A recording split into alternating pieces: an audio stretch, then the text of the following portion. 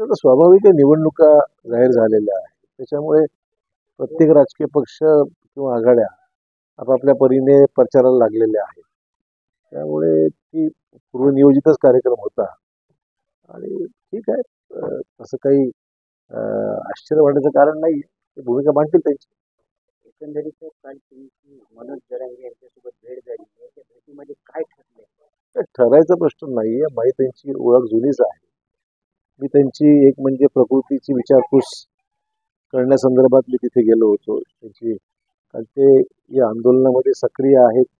गेल्या 2-3 वर्षापासून सातत्याने पाठपुरावा सुरू आहे आणि त्यांची प्रकृती सुद्धा मध्यंतरीच्या काळात बरोबर नव्हती.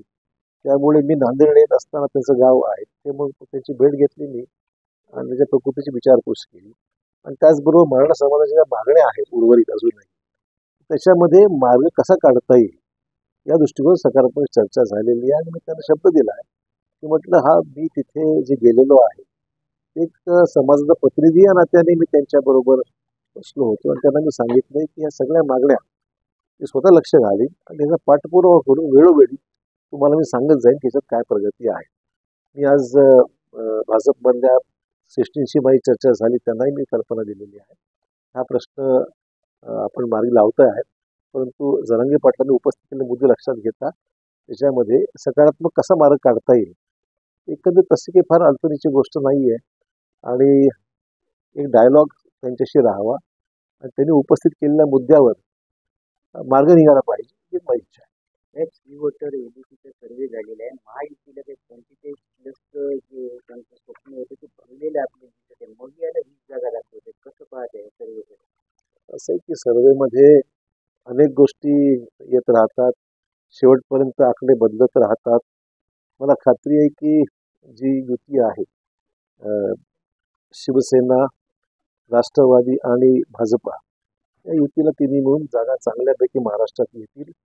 मोदीजींचं जो एकंदरीत गेल्या 10 वर्षाचा जो कामकाज त्यांचं झालेलं आहे, देशाचे प्रधानमंत्री या नात्याने त्यांनी केलेलं जे काम आहे ते लोकांसमोर आहे. तो शब्द दिला तो त्यांनी पाळलेला आहे. देशामध्ये पायाभूत सुविधा चांगल्या निर्माण झालेल्या आहेत. अनेक महत्त्वपूर्ण निर्णय राष्ट्रीय आणि आंतरराष्ट्रीय पातळीवर त्यांनी घेतलेले आहेत.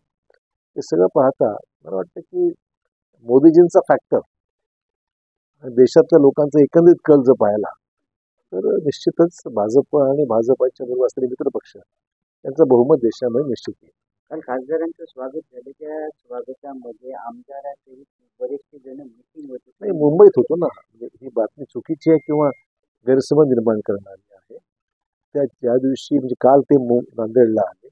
परवा संध्याकाळी आमची उपमुख्यमंत्री देवेंद्र फडणवीस यांच्या निवासस्थानी बैठक झाली या सर्व निवडणुकीच्या दृष्टिकोनातून आणि त्यामुळे बरेचसे लोक मुंबईला आहेत.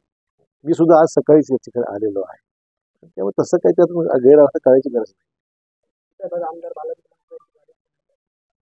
मला वाटतं हिंसेच्या मार्गातून हा प्रश्न निकाली लागणार नाही. उलट कारण नसताना आपण वाद निर्माण करून अशा पद्धतीने हा प्रश्न हाताळतोय ते चुकीचं आहे. माझी आंदोलनकर्त्यांना विनंती राहणार आहे की प्रश्न संयमाने हाताळला पाहिजे, कायदेशीर मार्गाने हाताळला पाहिजे. आम्ही सर्वजण या प्रश्न मराठा समाजाचा मार्गी लागावा हीच आमची भावना आहे. परंतु हिंसात्मक कारवाया करून तोडफोड करून आपली ही जी एक प्रयत्न आपला आरक्षणाचा आहे त्याला गालबोट लागू नये अशीच माझी भावना आहे. नांदेडची लोकसभा जी आहे कोण जिंकलं? कारण की वसंतराव चव्हाण यांचं नाव काँग्रेसकडून जाहीर होत आहे. कोणाचं नाव येऊ दे काही फरक पडत नाही. ही जागा भाजप 100% चर्चा असेल की भाजपा पक्ष हातावर जरांगे नाही, मला कोणी सांगितलं नाही. मला काल माझी जी भेट होती ती माझी व्यक्तिगत भेट होती. मला कोणीही किंवा पक्षश्रेष्ठींनी किंवा भाजपमधल्या कोणीही मला जाऊन त्यांची भेट घ्या असं सूचित केलेलं नाही. स्वतःहून त्यांना भेटायला गेलो. एबीपी माझा, उघडा डोळे बघा नीट.